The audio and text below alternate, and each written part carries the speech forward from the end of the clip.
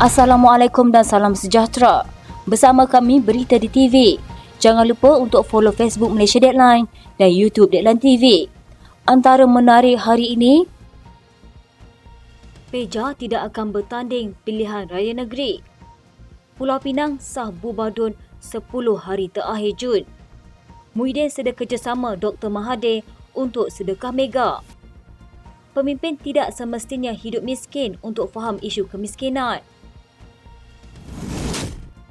Seramai 839 individu menerima darjah kebesaran, bintang dan pingat Persekutuan 2023 sepenuh ulang tahun Hari Keputeraan Rasmi yang di-Pertuan Agong Al-Sultan Abdul Wahid Ayatuddin Al-Mustafa Bilal Shah. Yang di-Pertuan Dewan Rakyat Johari Abdul mendahului senarai penerima dengan dikurniakan darjah kebesaran Parlimen Serta Mahkota PSM yang membawa gelaran Tan Sri. Turut dikurniakan darjah kebesaran PSM ialah mantan Menteri Besar Kelantan Allahyarham Nik Abdul Aziz Nikmat dan mantan Menteri di Jabatan Perdana Menteri Parlimen dan Undang-Undang Dr. Wan Junaidi Tunku Jaafar, Ahli Dewan Negara Senator Anifah Aman dan veteran politik Lim Kit Siang. Bekas Menteri Besar Perak Ahmad Faizal Azumu mengumumkan tidak akan bertanding mana-mana kerusi Dewan Undangan Negeri di 6 negeri yang akan mengadakan pilihan raya negeri tidak lama lagi. Meskipun baru saja dilantik sebagai pengerusi bersatu serta pengerusi Perikatan Nasional Negeri Sembilan, beliau berkata ia bukanlah satu tiket dan tugasnya adalah membantu melicingkan perjalanan jentera parti menjelang pilihan raya negeri. Katanya, saya buat pengumuman hari ini walaupun saya dilantik memegang jawatan kuasa ini untuk melicingkan jentera pilihan raya. Saya buat pengakuan tidak akan bertanding, termasuk di Negeri Sembilan. Ini kerana saya berasal dari Perak dan saya berhasrat memberi khidmat di tempat sendiri. Beliau berkata demikian kepada pemberita selepas mempengerusikan mesyuarat Badan Pimpinan Bersatu Negeri dan Badan Perhubungan PN Negeri yang pertama di Seremban selepas mengambil alih jawatan berkenaan daripada bekas Ahli Parlimen Kuala Pilah Idin Shazli. Mengenai pembahagian kerusi bersatu di Negeri Sembilan, Ahmad Faizal yang juga pengerusi jawatan kuasa kerusi mewakili bersatu berkata ia telah selesai dilaksanakan dan sedang menunggu saringan oleh pucuk pimpinan tertinggi yang akan diputuskan kemudian. Selain Negeri Sembilan, negeri akan mengadakan PRN ialah Selangor, Kelantan, Terengganu, Kedah dan Pulau Pinang. Pakatan Harapan dan Barisan Nasional Selangor sudah selesai berunding dan menyepakati agihan 49 daripada 56 kerusi Dewan Undangan Negeri yang akan dipertandingkan dalam pilihan raya negeri itu tidak lama lagi. Pengerusi Pakatan Harapan Selangor Amiruddin Syahri yang juga Menteri Besar Selangor berkata agihan 7 lagi kerusi masih dalam rundingan dan menjangkakan proses itu dapat diselesaikan selewat-lewatnya menjelang pembubaran DUN. Katanya, maknanya saya boleh cakap sudah 83% agihan kerusi DUN selesai pada tahap ini. Ia perkembangan besar selepas hanya 2 kali pertemuan di peringkat negeri. Jadi, perbincangan yang seterusnya akan dilaksanakan dalam minggu depan dan saya percaya kita akan mendapat kata putus. Amiruddin juga berkata setakat ini perbincangan antara PH dan BN Selangor berhubung agihan kerusi masih berjalan dan keputusan rundingan akan dimuktamadkan oleh kepimpinan Sekretariat Kerajaan Perpaduan. Beliau sebelum ini memaklumkan bahawa DUN Selangor akan terbubar secara automatik pada 25 Jun depan sekiranya tiada permohonan pembubaran dibuat. 6 negeri yang akan mengadakan PRN tahun ini ialah Selangor, Pulau Pinang, Negeri Sembilan, Kedah, Kelantan dan Terengganu. Pulau Pinang akan membubarkan Dewan Undangan Negeri dalam tempoh 10 hari terakhir pada bulan ini. Ketua Menteri Chow Kun Yeow berkata, bagaimanapun kerajaan negeri perlu mempunyai tarikh yang tetap untuk diumumkan dalam masa terdekat. Kun Yeow yang juga pengerusi Pakatan Harapan Pulau Pinang berkata, beliau berharap dapat mengumumkan tarikh pembubaran DUN Pulau Pinang selepas mesyuarat Majlis Kerajaan Negeri MMK yang terakhir. Katanya mesyuarat terakhir akan menentukan tarikh pembubaran. Kita ada 2 hingga 3 mesyuarat MMK lagi. Ditanya sama ada Pulau Pinang akan membiarkan sehingga tempoh penggal berakhir secara automatik pada Julai, Kun Yeow berkata perkara itu tidak mendatangkan masalah kepada kerajaan negeri.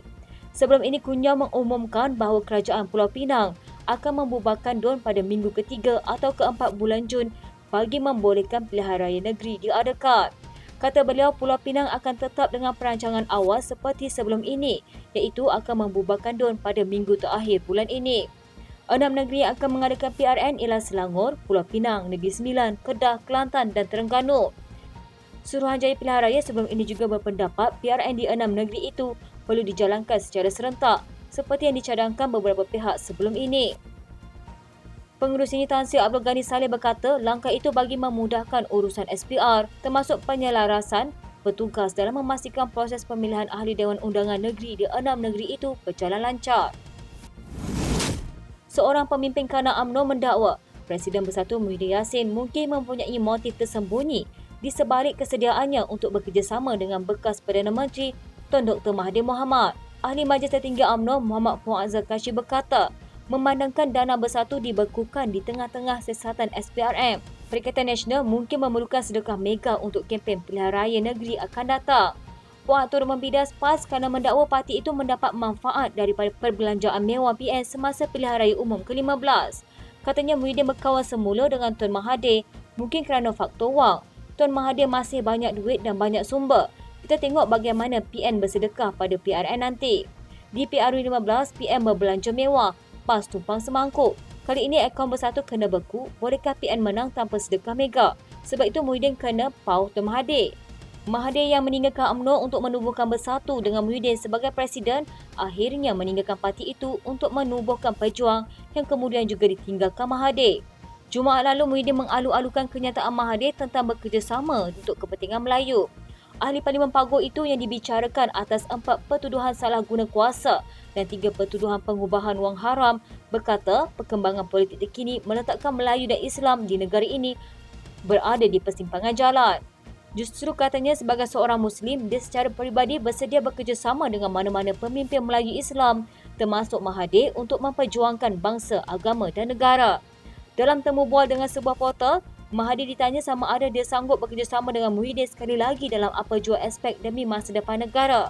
Mahathir tidak memberikan jawapan secara langsung, tetapi sekadar berkata dia bersedia untuk bekerjasama dengan sesiapa sahaja yang mempunyai objektif yang sama mengenai bangsa dan agama. Menurut Ahli Parlimen Pasir Gudang, Hassan Karim, seorang pemimpin tidak semestinya perlu ada pengalaman hidup dalam kemiskinan bagi memahami masalah tersebut dan membantu rakyat yang memerlukan. Hassan berkata demikian ketika mempertahankan Datuk Seri Anwar Ibrahim susulan dakwaan Menteri Besar Kedah Muhammad Sanusi Makno bahawa Perdana Menteri tak tahu apa tentang kemiskinan. Hassan turut memberikan beberapa contoh pemimpin yang telah berusaha membantu golongan miskin walaupun tidak mengalami masalah itu sendiri. Antaranya Perdana Menteri kedua Abdul Razak Husin yang mendapat gelaran Bapa Pembangunan ekoran dasar-dasarnya yang membantu golongan berpendapatan rendah. Katanya, adakah Sanusi tahu Allahyarham Tun Abdul Razak juga pernah belajar di Kolej Melayu Kuala Kangsar. Tun Abdul Razak bukan anak orang miskin tetapi anak bangsawan dari Pahang. Lihat apa dia telah buat tentang memperjuangkan nasib orang miskin. Siapakah Perdana Menteri yang membuka beribu-ribu hektar tanah di seluruh negara di bawah rancangan Felda untuk diberikan kepada orang Melayu miskin? Jawapannya ialah Tun Abdul Razak yang bersekolah di MCKK dan bukan dari keluarga miskin. Dalam satu ceramah Perikatan Nasional di Tanjung Karang, Selangor, Sanusi meremehkan komitmen Anwar Ibrahim untuk membasmi miskin tegar di Malaysia dengan membangkitkan latar belakangnya sebagai anak ahli parlimen dan menerima pendidikan di MCKK. Sebab tu PMX dia bukan tahu apa. Dia cakap pasal orang miskin, dia biasa miskin ke? Dia biasa miskin tak? Dia anak pemimpin UMNO, pak dia ahli parlimen, mak dia wanita UMNO. Dia mengaji MCKK, dia miskin hari apa? Tak ada harian. Nak faham orang miskin, kena jadi miskin. Macam saya ni, saya faham miskin. Pak saya anak 13. Kerja naik petai, buat bendang, motong getah, tukang rumah. Mengulas lanjut, Hassan membangkitkan langkah yang diambil Anwar untuk membantu pesawah sebaik sahaja menjalankan tugas sebagai Perdana Menteri pada November tahun lalu. Ketika itu, Anwar dilaporkan menegur hartawan yang juga pemilik padi beras Nasional Berhad, Bernas, Sheikh Mokhtar Al-Bukhari, berhubung monopoli syarikat tersebut dalam import beras. Atas gesaan Anwar, Sheikh Mokhtar kemudian memperuntukkan 60 juta ringgit untuk pembayaran kepada pesawah.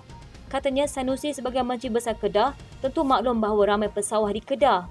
Adakah Sanusi lupa antara tindakan awal Anwar sebagai Perdana Menteri adalah berbincang untuk memulakan sebahagian keuntungannya untuk membantu pesawah miskin?